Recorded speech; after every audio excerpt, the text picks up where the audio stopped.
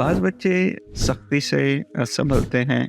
जबकि बाज़ बच्चे जो हैं वो नरम मिजाजी से उनके बात उनकी समझ में आती है।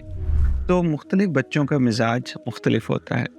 और अगर वालिदैन इस बच्चों के मिजाज की नज़ाकत को नहीं समझ पाते,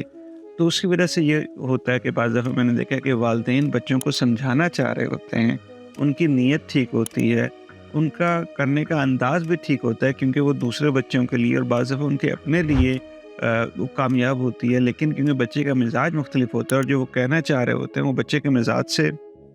मिल नहीं पाता,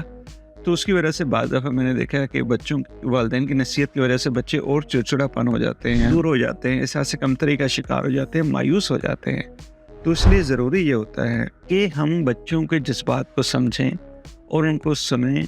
और सुनने के बाद उन्हें समझने की कोशिश करें, और उसके बाद उन्हें समझाने की कोशिश करें। क्योंकि जब बच्चे को ये लगता है कि ठीक है भाई, गलती भी मेरी है, लेकिन मेरे वालिदैन मुझे सुनने की, मुझे समझने की कोशिश कर रहे हैं और मुझसे नरम मिजाजी से क्यों बात कर रहे हैं, क्योंकि पिछली दफ़ा जब उन्होंने सख्ती की थी तो उन्हें ये लगा कि यार मेरा बच्चा मुझसे और दूर हो गया है, और अब वो बच्चे देख रहे हैं कि वालिदैन जो वो कोशिश कर रहे हैं कि वो कुछ मुख्तलिफ करें, तो उससे ये होता है कि बच्चा भी आपको समझने की कोशिश करता है, आप जो उसे समझाना चाह रहे होते हैं वो उसको सुनता है और सुनने की कोशिश करता है। तो इसलिए ज़रूरी ये होता है कि हम बच्चे के जो एहसास है उसको अहमियत दें, क्योंकि जब बच्चा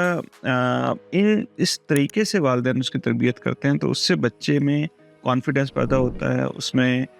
खुद एतमादी पैदा होती है, ज़िंदगी में आगे बढ़ने का हौसला पैदा होता है, और कभी भी वो ज़िंदगी में से कोई गलती होती है तो फिर वालिदैन से उसका शेयर करना जो है आसान हो जाता है। इस वीडियो को अगर पसंद हो तो ज़रूर शेयर कीजिएगा और अपनी राय से ज़रूर आगाह कीजिएगा।